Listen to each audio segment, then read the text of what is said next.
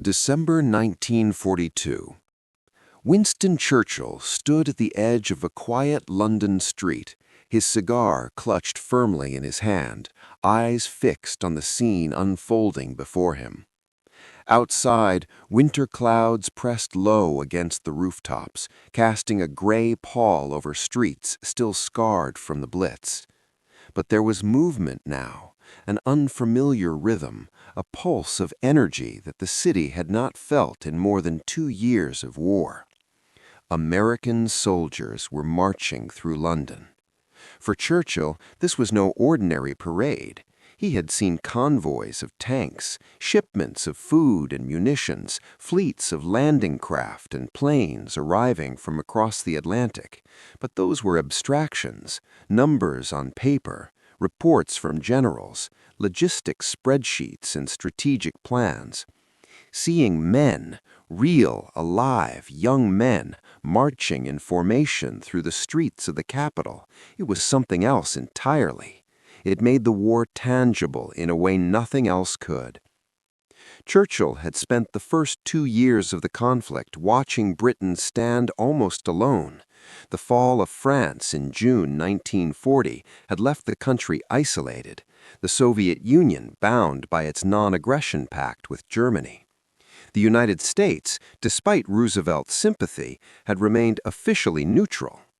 Britain had fought with determination, yes, but it was a nation exhausted, tested beyond measure. Cities had burned, families had been displaced, young men had gone off to fight across Europe, North Africa, and the Mediterranean, and countless lives had been lost. Survival, at times, had seemed barely possible. He had courted American involvement from the beginning. As First Lord of the Admiralty and later Prime Minister, he had written thousands of letters to Roosevelt, a remarkable personal correspondence in which he bypassed normal diplomatic formalities. He had signed the early letters "former naval person," a subtle reference to his previous office that gave the tone an intimate edge. Their relationship was both strategic and personal. His mother had been American, Jenny Jerome from Brooklyn, and he had always felt a connection to the United States. But more than that, he understood the calculus of the war. Britain needed America, not just its supplies, which were already crucial under Lend-Lease, but its soldiers, its industrial strength, its manpower. And now, finally, they were here. The first advanced elements had arrived months earlier, landing in Northern Ireland in January 1942. But this was different. This was a formal march, a demonstration of the American military presence in the heart of London, and Churchill had insisted on witnessing it himself.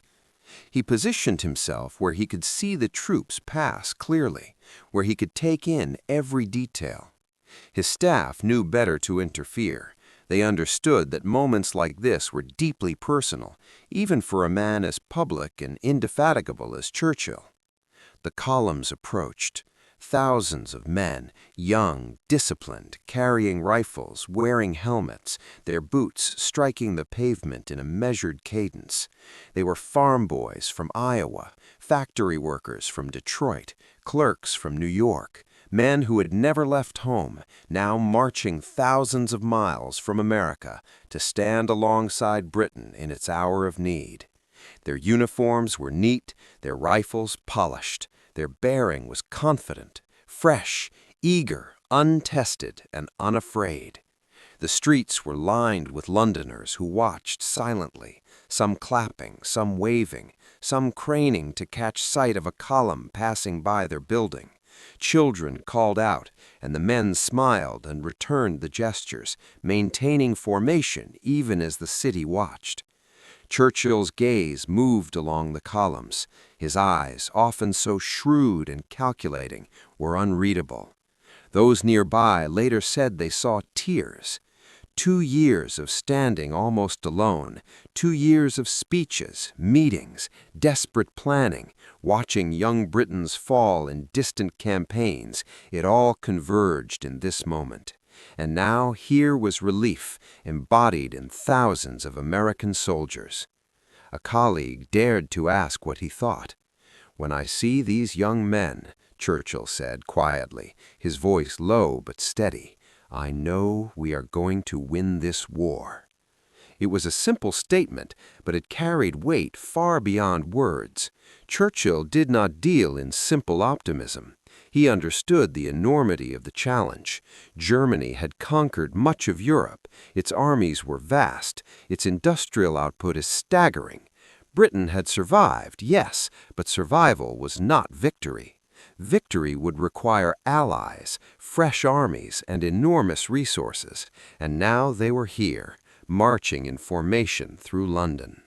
He watched the expressions of the Americans. Some were serious, some smiling, all aware they were part of something much larger than themselves. He noted the modern quality of their equipment, the relative abundance of their supplies, and the efficiency of their movement. It was a stark contrast to the rationed and war-worn streets they marched through.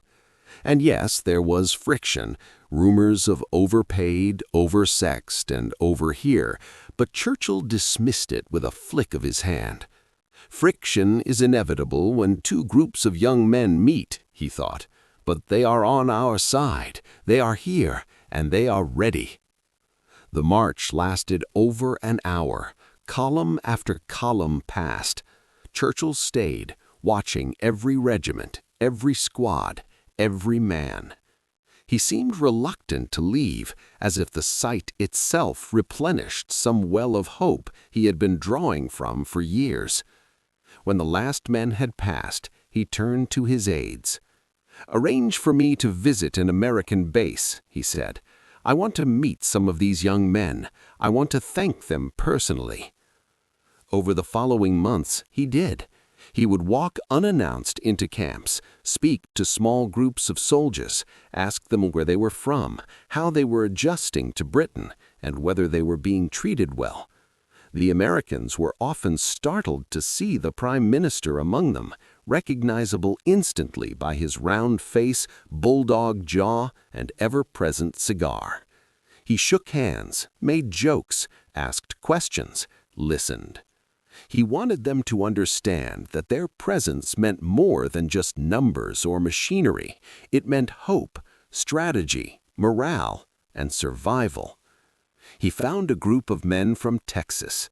"Texas," he exclaimed. "I have been to Texas. Vast, full of energy, fighting men. We shall need that spirit in the days ahead." The soldiers grinned, pleased that the Prime Minister knew something of their home. He visited men who had just arrived, still dazed by the reality of Britain at war for over 2 years, still struggling to grasp what their arrival meant. "You have come a long way," he told them. "You have left home, family, and familiarity. You have come to a country tired, worn, scarred. But when we see you, we see hope, strength, victory." And he meant it. For Churchill, this was not symbolism. The Americans were a real military power. They could fight, they could hold ground, they could storm beaches, they could change the strategic equation entirely. He observed, planned, and calculated. He considered how to merge British experience with American strength. He thought of North Africa, Italy, and France. Operations that had been impossible months before were now conceivable. But in that moment, on those streets, it was not strategy that dominated his mind. It was the reality of presence. It was seeing allies, tangible and determined. It was the relief of a burden shared. It was the first clear sign that Britain would not stand alone to the end. It was hope given form in thousands of young men, stepping in rhythm, carrying rifles, marching toward the future. He spoke again to those around him, words tumbling in his characteristic cadence. "Look at them," he said, "their eyes bright, their step sure. They have come to help us, to fight for freedom, for civilization, for everything we defend. Hitler made a grave miscalculation. He thought America would remain neutral. He thought Britain might fall. He thought wrong. Now he faces Britain, the Soviet Union, and America, the greatest industrial power on earth, the greatest reserve of manpower, all committed to his destruction. He wiped his eyes, not embarrassed by the tears. "I've waited so long," he said softly, "so long." The streets of London, lined with civilians, echoed with applause, curiosity, awe, and something else, too, relief. Not because the war was over, but because the tide was beginning to turn. Supplies could come, bases could be built, the strategy could advance. And now soldiers, real, disciplined, young, American, were present to fight alongside Britain. In the months and years that followed, the Americans would fight in North Africa, Sicily, Italy, and finally France and Germany itself. They would suffer immense casualties. Over 300,000 American servicemen would die in Europe. But they would also be part of victory alongside British, Canadian, French, Polish, and Soviet forces. They would participate in operations whose names would become legendary: Omaha Beach, the Bulge, the Rhine Crossing. Churchill had waited for this moment longer than most could imagine. 2 years of holding Britain together by speeches, letters, decisions, and sheer will. And now he could see the power he had been invoking materialize before him. He had been pleading for help, planning for aid, hoping against hope, and now, marching past him, were the men who would help make victory possible. The march through London was not the first sight of Americans in Britain, and it would not be the last, but it represented something fundamental: commitment realized, alliance made visible, relief transformed into strength, hope transformed into certainty. And for Churchill, standing there among his aides, watching thousands of American soldiers pass through the streets of London, it was enough. Enough to know that Britain would not fall. Enough to know that the alliance would endure. Enough to allow himself, at last, to believe that victory was not just possible, but inevitable. "When I see these young men," he said once more, "I know we are going to win this war." It was not boastful. It was not propaganda. It was a statement of fact, spoken by a man who had carried the weight of Britain's survival for 2 years, and who now could share that weight with allies who had the strength to help carry it. And in that truth, the tide of war and of history itself began to turn.